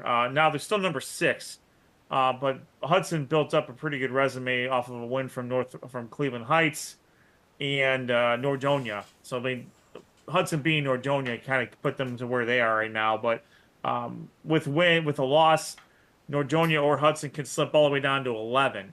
Well, I don't particularly see that happening. I think both teams are going to get the help they need. And see, Hudson's got Solon rivalry game. Again, these are rivalry games, so you can't guarantee wins. But if you're just looking at the records, you would think that they would go a certain way. Let's see who else we got in this conference here. Twinsburg, they need to win and need a lot of help. And Twinsburg plays Stowe Munroe Falls. Not a whole lot of points on the board there for Twinsburg. Stowe Munroe Falls, unfortunately, they are mathematically eliminated. They are out. Cuyahoga Falls also out in Division 2, Region 5. This is a pretty nifty thing they just started this year too. They put the regions up here instead of having to go back to the homepage. Very nice. You nerd out about the stupidest stuff. Highland, Sean, the proverbial movable force against the irresistible object, or whatever the case is. To your point, Highland, they win. They have a potential to jump Avon. Now, it also depends on if Avon probably loses to Avon Lake, but they're going to accumulate a lot of points with a win over Aurora there. Wadsworth is 9-0. They survived a scare, no doubt about that. And they're taking on North Royalton that just beat Hudson. So that is not a game that they can sleep on.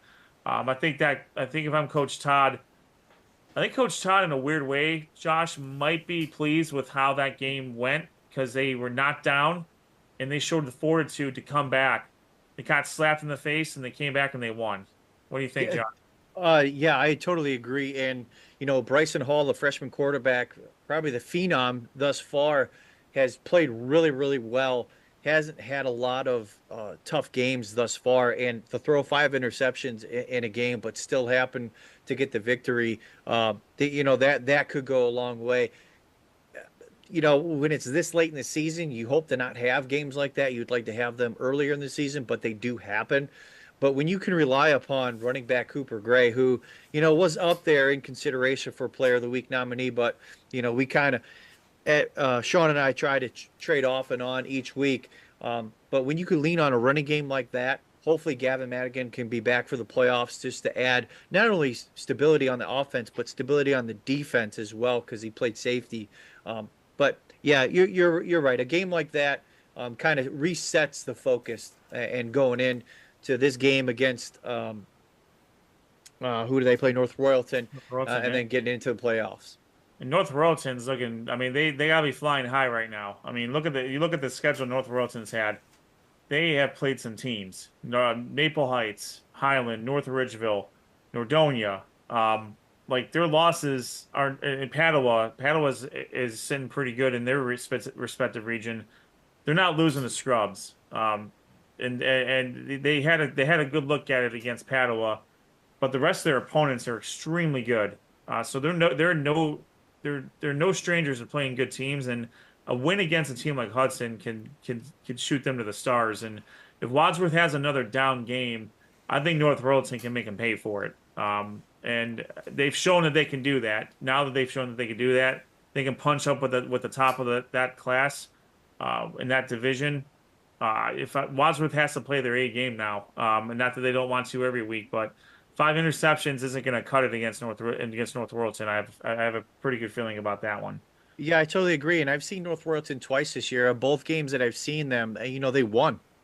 They had a 21-14 victory over Twinsburg that I was at, And then they beat Brecksville for the Battle of the Golden Shoe. They beat Brecksville 55-21. And as of right now, they've won 3 games in a row. And they're playing good ball. They're playing good, mistake-free, for the most part, football.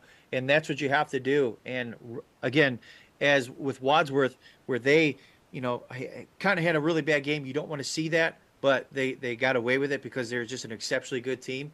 North Royalton's really picking up their game, and they're playing good football as they make that run to the playoffs, hopefully for them. One more team I forgot to mention. I apologize. Solon at 2-7. They have a chance to make. They're at 17. They're right on the outside looking in. Again, they have a rivalry game against Hudson. Hudson smarting from that loss, and Solon had obviously played Wadsworth very tough. So a win against a win, while it doesn't guarantee them into the playoffs, I think it's going to get that. They would give them a pretty good injection, give them a pretty good boost. Cleveland John Adams is playing John Hay. That's a winnable game for him. Willoughby South has a tough one against Mayfield. So some of those teams that they can control their own destiny, they're playing they're playing some pretty tough opponents. So even with a loss, they have a very outside shot at getting in. But Solon, 2-7, their wins are against Stronsville and Shaker Heights. That win against Stronsville is paying dividends for them something fierce right now. That win alone, along with this Hudson win, can carry into the playoffs there. Shifting over to the American Conference here. Let's go back over to Division 3 region. Well, Cuyahoga Falls is in Region 5, and they're already out. Barberton is 23 in Division in Region 6. They are already out. Let's go to Division 3, Region 9, Sean. A lot of good. You have 2 teams that clinched here. Again, Aurora and Highland. We would be remiss if we didn't give you the floor to talk about that game. So, Sean, let's get a breakdown of that game before we get into the rest of it. Yeah, I mean, going into this game, it's honestly, these 2 teams are wildly similar in how they play. Both Aurora and Highland are known to run the ball, play ball control, and win with great defense. And you see it in the scores that are reflected there. I mean, you look at Aurora right now, I think their highest point total they've given up is 14 all year. And those were probably likely to teams that they were already well ahead of it with, subs in. Same on the flip side with Highland. Again, they run up points. They score. Both these teams score in bunches, and they limit the ability of the other team to do anything consistently. So I honestly expect a low-scoring game. This reminds me so much of a heavyweight fight. They know each other's strengths and weaknesses. They're going to try to exploit, and they're just going to end up canceling each other out. And it's going to come down to something similar like special teams or the turnover battle, which both these teams excel at. So I'm very interested to see how this game plays out. I cannot wait to get there. I think the atmosphere is going to be awesome. These 2 teams have been on a collision course really since week 1. We got the stars. We got Casey Meisner, we got Dylan Borla, we got Girdling, we got all kinds of defensive players for Highland. Flip side, we got Ryan Dwyer, we got Lucas Vanderbach, we got a great defense. Xavier Board for Aurora. I saw them play Revere. It doesn't matter who's running the ball. The offensive line both offensive lines are fantastic. I'm really looking forward to seeing this game. I kind of feel like looking at this, Ed, and I spent a little bit of time today looking at the Division 3 Region 9. It's almost like a no-win scenario for Aurora. And the reason I say that is the best they can hope for with a win is 1, sure, but what's the likelihood that Ursuline and Gilmore Academy are going to lose next week? Villa Angela St. Joseph is a tough team, but I think when I look at these 2 teams, I just think Aurora is probably locked into that 3rd, maybe 2nd. Maybe one of those teams loses, they jump up to 2nd. I just don't see, again, them losing doesn't hurt them as much. Again, in this one, you have to worry about a team like Chardon. You have to worry about a team like maybe Kenston or Geneva, possibly with what they have here. But I really do feel like Aurora's probably slotted in hard at that 3 spot. And maybe with a win over a team like Highland, given the fact that they're a Division 2 team, they may squeak up to a 2nd. I just don't see them jumping 3 or 2 other teams to number 1. Just given the amount of points. I mean, there's a lot of points available. Again, both these teams are undefeated. they're there, but again, I just don't see it happening from a number standpoint. But again, Aurora's a team where, again, you don't want to run into them in the playoffs because they've been doing it all year. Teams come up and they say we're going to throw the ball, and you just don't have the ability because their defense spends more time in the opponent's backfield than they do in their own backfield, and that's saying something for a team that controls the clock as well as Aurora on the offensive side of the ball. So it's weird from a team that runs the ball as much as they do, how many plays on the offensive side they get because their defense is so good. And Highland is the exact same way. Highland's I think in a much more chaotic division here because obviously you have Avon Lake. That's a legitimate hate fest. Those two teams do not like each other. You could fight; they'll fight each other all night. Highland could be a team where a win puts them at number one, and again, what does that do for an Avon team? Now all of a sudden, Avon is say number two team or something along those lines, and now you're there's that meeting of those two teams going forward. Not to mention an Anthony Wayne team and the slew of teams we cover in Division II, Region 5. It's just this. I mean, Highland again has prepared so well all year for this playoff run, but it starts this week with Aurora. Yeah, absolutely. I mean, Highland right now, they've clinched the top 8. They are guaranteed at least one home game in the playoffs. With a win, they'll guarantee themselves 2 wins, provided they keep winning. Even with a loss, they could drop down to as low as 6. And White House, Anthony Wayne, and Wadsworth, they both have pretty winnable games. And if Avon Lake can surprise Avon, Avon Lake might jump them too if Highland happens to lose. So there, to your point, there's a lot of teams that are waiting behind there, to possibly jump them if they're able to win. Now, good luck to those teams that want to play Highland in the playoffs. But I mean, yeah, this is a pretty, just looking at the top 5 teams, it's pretty stacked. And I wouldn't want to have to try to play North Ridgeville, Amherst, or Olmsted Falls in the first round, maybe not even the second round, because we all know what they're capable of. And even North Royalton, if they can beat Wadsworth, they can jump it up to as high as 9. And then they're looking at a matchup against Olmsted Falls or Amherst themselves there. And that's coming off of the wins over Hudson and Wadsworth. So they're not going to be afraid of anybody in that respect. Otherwise, in other Division II, Region 9, Talmadge and Copley, they're doing battle here this week. And both those teams have really taken care of business. They both played very, very they played good schedules. They've both defeated Revere, I believe. They both defeated Revere. We talked about Revere, for quite a while, and deservedly so. But Revere ended up being the key to both of those two teams clinching the playoffs and getting themselves into a good playoff positioning there in Division II, Region 9, and Division 3, Region 9, and Division 3, Region 10. Unfortunately for Kent Roosevelt, their season will end this week. They will be playing Revere. So Revere is going to try to pick up a few more points.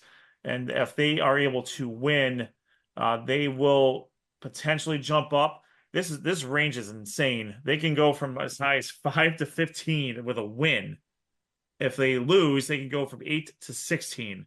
That's just, look how close some of these teams are. It's insane what that's looking like. So that means one of two things. One, a lot of the teams that are around them, they're playing teams that are very, very good. That's the only thing that really explains why that delta is so high.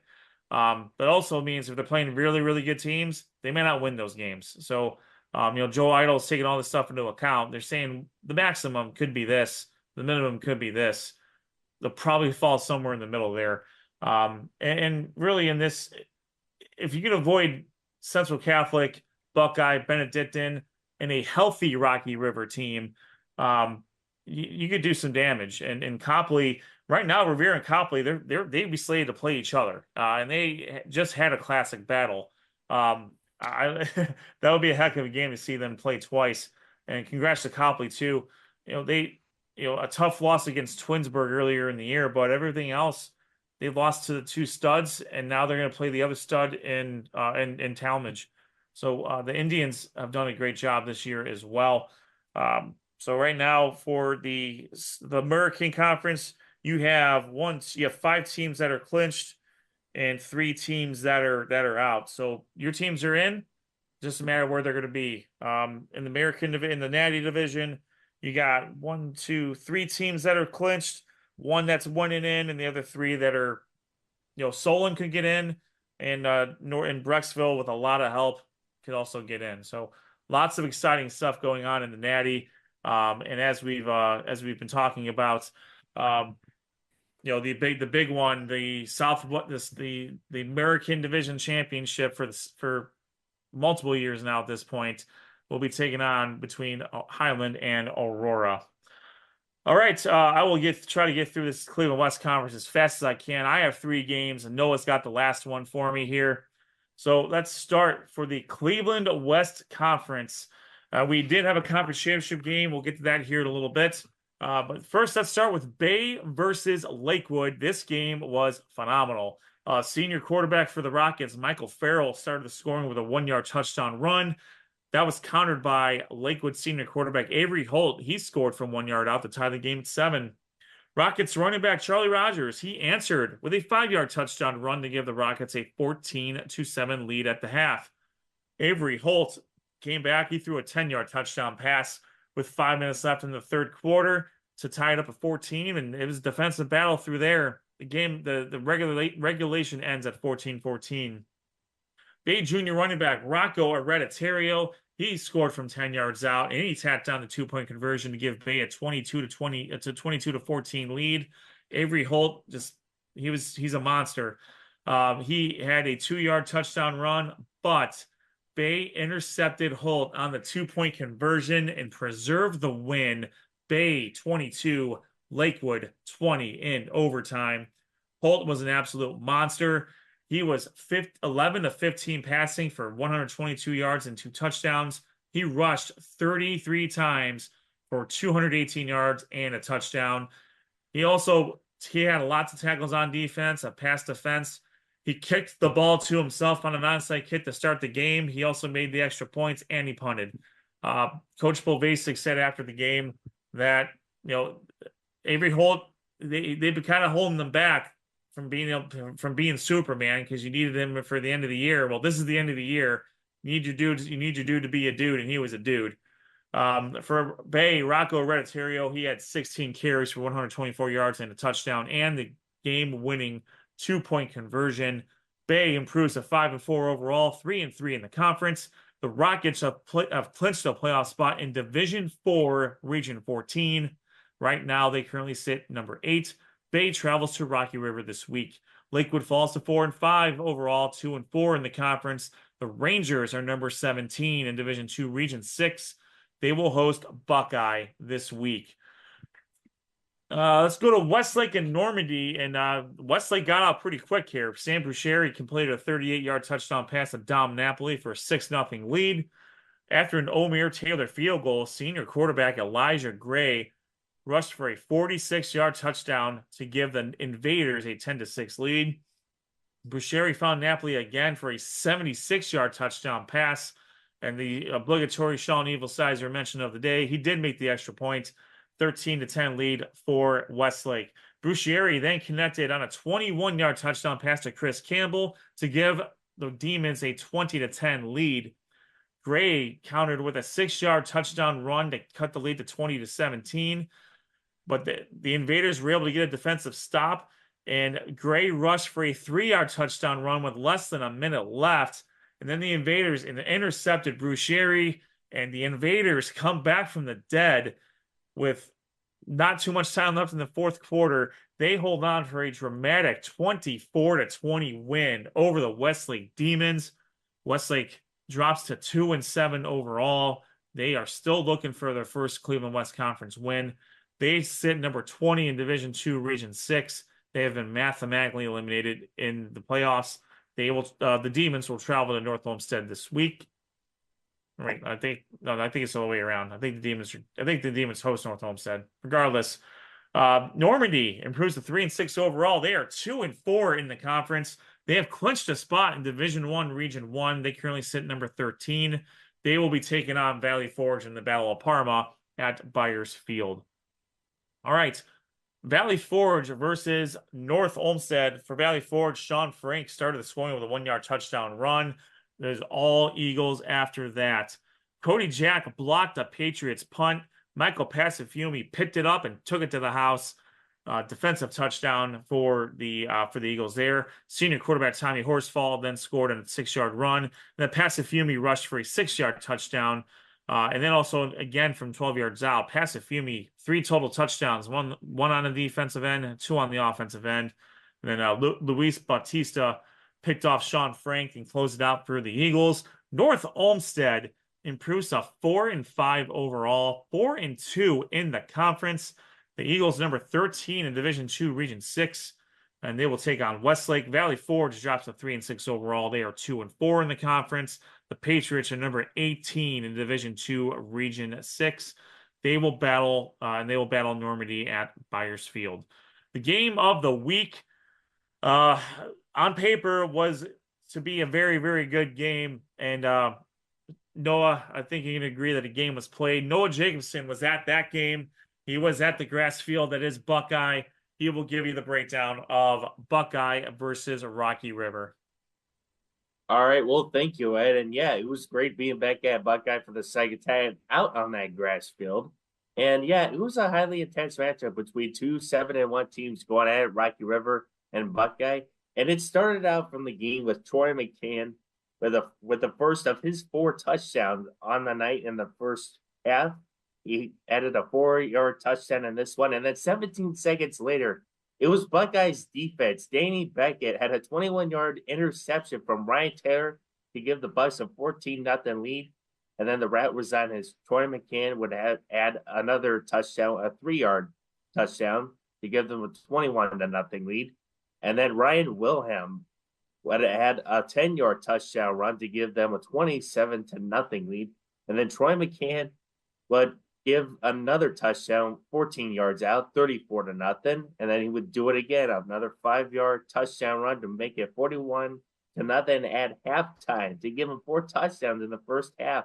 And then Danny Beckett, he would do it again from 29 yards on a touchdown interception. That would make his second pick six in the night as the Buckeye Bucks, they completely dominated this game against Rocky River. They showed Rocky River on their home field on senior night and told them, like, we came to play in this one, Rocky River. And they really proved it out in this one as Buckeye clinches at least a share of the first year of the Cleveland West Conference title. I'll add Troy McCann. What a night that he had. So far in his career, he has 377 points. In his career, 61 total touchdowns, 4,408 rushing yards to break the school career records of Corey Reisner and Ron Brandt, according to the Medina Gazette. He also did break the rushing yards school record, again, as you saw in the photo at the end of the game with Coach Greg Dennison and Troy McCann getting the game ball. What an honor that is. Buckeye, they would get 34 plays, 323 yards on offense. But I really want to give credit to Jack Swan. He wanted me to mention him on the show for Buckeye, and I will definitely mention it. I'm sure he's watching. I hope you are. Give credit to him and that whole offensive line for really helping Troy McCann out, because that's why Buckeye has been proven all year that they can run the ball all they can with Troy McCann and that offense. As Troy McCann would finish tonight, 15 carries, 133 yards, and 4 touchdowns. Danny Beckett had 2 interceptions in this game, including 2 pick sixes. And then Travis Avalone, he had an interception in this game. For Rocky River, their quarterback Ryan Taylor, he was out in the second quarter with an ankle injury, and he would not come back the rest of the game. That's a hard loss for Coach Wells and his Rocky River team. But Joey DeSalvo had 12 carries for 47 yards. As Buckeye will get a 55-0 win over Rocky River, they would clinch at least a share of the Cleveland West Conference, and we'll see what happens for Buckeye and Rocky River as we go into Week 10 coming up this week. Yeah, absolutely. You can't. I don't think you can overstate how important Ryan Taylor is to Rocky River. They pulled out a few wins when he was hurt, but you know, Ryan Taylor really makes that offense go. And you hope he's going to be able to recover, if not for Week 10, then definitely the playoffs. Because I think right now he's the key to where the Pirates are able to go now. The way the Buckeyes defense has been playing pretty much all year, I'm not sure it would have mattered that much. They are locked in more than I've seen a Buckeye defense in years past. They are the top defense in the Cleveland West Conference, and it really isn't even close because not only are they shutting teams down, they're also scoring on defense, and if that's just a scary combination. The Cleveland West Player of the Week for the Raymond Felton State Farm Insurance poll is Danny Beckett. He had 2 pick-sixes on defense. Unfortunately, Troy McCann was already my player of the week at some point earlier this year. But his career, as Noah mentioned, cannot be overstated either. So congratulations to Troy McCann and all the offensive linemen that have blocked for him over the last 4 years for getting that record as well. All right, let's shift over to Week 10, and Bay Village will take on Rocky River. This has the makings of a very interesting game, especially if Ryan Taylor cannot go. You probably figure that Josh Mammers will take over quarterback again, and that kind of changes the offense a little bit. But they've proven that they can win with Mammers at quarterback. And Bay Village again, they have that rushing attack with Hereditario, Rogers, and Farrell. We'll see what happens there. North Olmsted travels to Westlake. North Olmsted is on a roll right now. Their only losses in the conference are to Rocky River and Buckeye, and they played them both tough. They had Rocky River on the ropes until the very last second, and they played Buckeye pretty tough. Westlake's still looking for their first conference win. Buckeye's going to take on Lakewood. We'll see what they can do against Avery Holt. They've had success against really good quarterbacks. Elijah Gray being the most recent one that they played. But Lakewood's got some good weapons on their end as well. So we'll see if they're able to wear down Holt, much like they've been able to do everybody else this year. And then the battle of Parma between Valley Forge and Normandy. This one can go either way. Valley Forge has the capability of running for hundreds of yards using that to wing T, but Normandy's got Elijah Gray, and Elijah Gray can win you a lot of games. So that we got some really, really good matchups in division in the Cleveland West Conference for Week 10. So with that, we'll go quickly through the Cleveland West Conference for the playoffs, and they kind of it's a very wide range for my friends here in the Cleveland West Conference. In Division 1, Region 1, the Normandy Invaders right now are sitting, I believe it was 13, if I'm not mistaken. Let me pop that back up here. The Normandy Invaders are number 13. With a win over Valley Forge, they could jump up to as high as 10. And if they lose, they'll probably stick around close to where they are now. Right now, they would be slated to take on Toledo Whitmer in Toledo. But that could shift to St. Ed's, to Massillon Jackson, to Canton McKinley. Quite honestly, if they can get I mean, not saying that Whitmer, I haven't seen Whitmer play in a long time, and they're a very good team. But, I've knowing what I know about Ed's and McKinley, I might take my chances with Whitmer. Same with Massillon Jackson for that matter. So the Normandy Invaders, Elijah Gray gets another playoff game, and that's a good thing for him and the Invaders there. Shifting over to Division 2, Region 6. Right now, the no teams have clinched in Division 2, Region 6. North Olmsted is the highest ranked team. They sit right in the middle between Rhodes and North Royalton. North Olmsted is my computer's making a noise. It may crap out here soon. North Olmsted is if they win, I think they're going to be in. I don't really foresee them getting jumped. Lakewood and Valley Forge, those are the two interesting teams. They're at the bottom. They're on the outside looking in. They need wins and they need a little bit of help. Westlake has been mathematically eliminated, unfortunately. Division 3, Region 10, Buckeye. They are guaranteed 2 home playoff games if they win. Rocky River is guaranteed 1 home playoff game if they win. And obviously the big monster is Toledo Central Catholic. They are the team to beat in that region unless someone beats them. And it's going to be tough sledding. But for now, Buckeye and Rocky River are living in the upper half of that. And for Rocky River, it's going to depend on Ryan Taylor. Last and certainly not least, Division 3, Region 14, Bay. They clinched the playoff spot. They're number 8 right now with a win over Rocky River, which looks a little bit more attainable now. Ryan Taylor can't play. They could jump up to as high as 4 and host 2 playoff games if they continue to win. Otherwise, they're probably looking pretty good in the 8th spot. If they lose, they can jump down to as low as 15. Either way, they're in. This group, I mean, Sandusky Perkins, I think, is far and away the best team here. They absolutely demolished Rocky River, and that was with a healthy Ryan Taylor. Although I think he might have gotten hurt that game too. Clearview's pretty good. Shelby, Ontario, I don't know too much about them. Cloverleaf, they clinched a playoff spot, so that's good for another local team there as well. But we'll see what Bay can do. But for right now, there are, out of all the teams in the Cleveland West Conference, 4 have clinched. The other 3 don't control their own destiny, and one's already out. So we got quite the smorgasbord there for the Cleveland West Conference. Woo! All right, let's move on to the Raymond Felton State Farm Insurance Player of the Week poll. We'll swing it over to our EVP of Social Media Content, Josh Jeffy, and our Technical Director, Rob Troutman, for that. Okay, so our Week 9 Raymond Felton State Farm Player of the Week nominees for, again, Week 9. Just to rehash, our poll actually ended on time this week, so good job out of me. Danny Beckett from Buckeye, Gabriel Matselk, Copley, Reese Polomoski from Avon Lake, and I'm sorry if I'm screwing up these names. Much apologies. And then finally, Marquise Davis from Cleveland Heights. With 45% of the votes, it's going to go to the kicker. It's going to go to Reese Polomoski from Avon Lake. Boom! No offense, Danny Beckett, but man, kickers rule.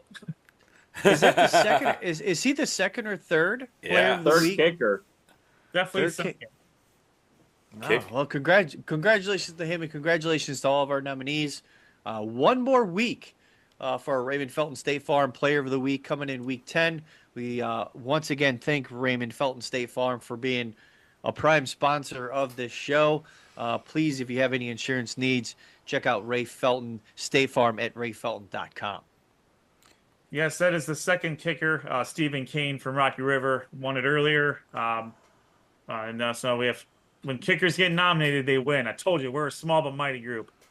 Yeah, give credit, man. Avon Lake came out and really supported their kicker this week. Marquise, I mean, what a game he had. 8 touchdowns for Cleveland Heights. And Cleveland Heights fans came out and supported him pretty well as well there. But, yeah, the kickers, man, getting the job done this week. Kickers getting the love. Right. Right. All right. So thank you very much, Rob and Josh. Well done there. And we're about to wrap it up here. Week 10, rivalry week. We already talked about. Sean has already tipped his hand as to where he's going, and it's going to be a beautiful game. Aurora and Highland for the American Championship in the Suburban League. Where else are we going? Well, guys, go ahead, Noah. Well, thank you, Josh. So I'll be shifting gears. I'll be going from the Cleveland West Conference back into the GCC in Week 10. And then, Rob, Ed, and Josh, you've experienced this rivalry so many times growing up in your playing days. You've seen it so many times covering them. But this will be the first time covering this rivalry. And I am really excited because it's a grudge match between 2 schools that don't like each other. They battle out for the Battle of Boston Road. And once again, I'll be headed back to Strongsville at Pat Contain Stadium for the 3rd time this year. It is the Battle of the Boston Road. The Brunswick Blue Devils and Coach Cole Carter taking on the Strongsville Mustang and Coach Jason Trusick. There's a lot to play here in this game. I feel like for Brunswick, it's possibly they're looking to keep the trophy for the 6th consecutive year. It hasn't happened since the late 2010s. That they won 6 straight games against Strongsville. And they are also playing for the playoff seedings a lot. So they're playing for a lot under Coach Cole Carter and his team. And for Strongsville, they are looking to bounce back after a tough loss on the road against Menor. And they're they're looking to get back the Battle of the Boston Road Trophy for the first time since 2018, and they are playing for possibly maybe a whole playoff game in this game. So, again, has all the makings of a great rivalry game. Once again, Josh was at that one last year. It was decided by 1 point, and they could decide once again. And I'm really excited to experience this rivalry. Playoff points at stake. It comes in at week 10 and a great rivalry in the GCC, and I can't wait to be there Friday night. Well, I think it's it's a new chapter of this rivalry too. These brand new coaches, two younger coaches that are trying to establish a new program standards for both of these schools. So it's going to be interesting to see how this first matchup between the two teams with the new leadership takes place. True that. All right, so thanks, Noah, for that. Looking forward to your coverage on that. I am going to be staying in the Natty, and I'm going to actually go back to an old rivalry game. I'm going to be traveling out to Solon. I'm going to watch the Hudson Explorers take on the Solon Comets. I want to see how both these teams bounce back from tough losses. There's still a lot riding on it, especially for Solon. They're still in this thing, so they're going to need a win. And obviously, North Royalton kind of let the blueprint go for Solon on how to beat Hudson. And for Hudson, yes, they have a playoff spot clinched, but how are they going to respond coming back from a tough loss against North Royalton? Probably many, if not everyone, thought that they were going to win last week against North Royalton, but North Royalton punched them in the mouth a little bit. And so we'll see how both teams come back from very tough losses in week 9. It's going to be a great matchup in week 10. Nice. And Josh, I wanted to point out, and that I believe this is the first time that we are covered at Solon. So, Solon Comet fans, we are excited to be there on Friday night, possibly, to show out a little SOT coverage and that. So make sure you stay tuned to Josh and his excellent coverage for week 10 of high school football here at SOT. Oh, Nice. Good job, Look Dr. at Hoops. Dr. Hoops, is he on the hype train? He's kind of crouching in on Professor Hype's territory there. Professor Hype watching a little tube there. I don't think he heard anything on that. No, That's all right. I'm preparing for next week's show because I have to make sure we have all of our playoff regions done so that we look professional. Look at that prep. Look at Prepping that. already. Dang. Week 9 is not even over technically until we're done with this show. But already starting to prep for week 10. That's great effort, Sean. This is just another day for me. Just make sure when you're prepping hard, you don't pull a hammy. Great Baker Mayfield wouldn't stop throwing interceptions. Anyways, okay, moving on. I want to say Moving so on. many cuss words right now, but I won't. I'm going to take the high road. I know. I have to go back and just go. Boop, boop, You can't just mute boop. yourself. There's a whole mute button for that. It's okay. All right, those are three top-notch games that are coming your way. There's no better way to finish it off with a championship game, one of the best public school rivalries in the state of Ohio, and another one, and that's obviously one that's near and dear to three of our hearts because we played in that game. And then also, but Hudson and Solon, those are neighbors. That's an old Western Reserve Conference battle as well. Western Reserve, Northeast Ohio, now the Suburban League Natty Division there. So that's going to do it for our show tonight. We thank you for the patience. We had a lot to get through tonight, but quite honestly, you're not going to get this breakdown anywhere else. Literally No anywhere else. doubt. I guarantee that. There's some great resources out there. The Cleveland Plain Dealer does a great job. The Medina County Gazette does a great job. The Lyrics, the Chronicle, News Herald, those are very, very good sources of information. Akron Beacon Journal. I got to give it up to them as well. Yes, Yes, they do a fantastic job week in and week out covering the both the national and the Suburban League American division. They do a great job every single week. Absolutely.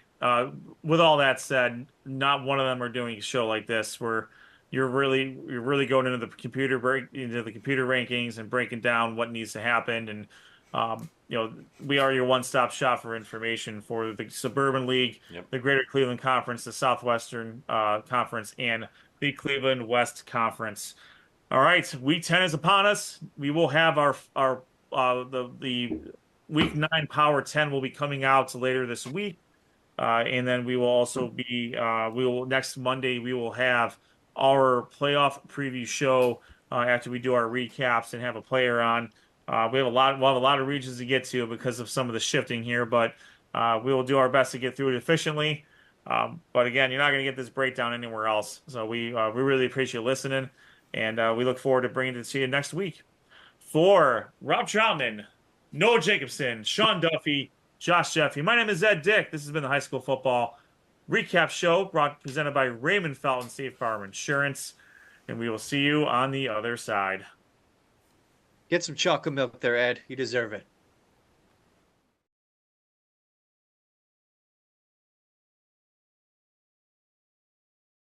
Sports on Tap's high school football coverage is on every Monday night at 7:30 p.m. Watch live on YouTube and make sure to subscribe. Sports on Tap's high school football coverage is presented by Raymond Felton State Farm. Have you compared insurance rates lately? Are you satisfied with your current insurance provider? If not, look no further than Ray Felton State Farm, a proud sponsor of Sports on Tap. For a free quote, call his office at 234-284-2996 or visit him online at rayfelton.com. Whether you're hosting a corporate event, wedding, conference, concert, or any other special gathering, our comprehensive range of services will exceed your expectations and elevate your event to new heights. RRT Productions. We shoot, we edit, you win. Visit our website at www.rrt-productions.com. We've got the experience, the passion, and the beach to make your event a smash hit. Whether it's a romantic wedding, a lively sports venue, or a rocking high school dance, Troutland Entertainment has you covered. Contact them at 330-414-4261 or email them at troutlandent@gmail.com. That's troutlandent@gmail.com. Elevate your brand with Mako Custom Printing. Mako Custom Printing specializes in creating high-quality spiritware, corporate apparel, and promotional products that make your brand stand out. Whether you need custom printing, graphic design, or an online store for your school or business, we've got you covered. Make a statement with Mako Custom Printing. Visit us at mako.com to start your custom printing journey today. That's MEHCO.com.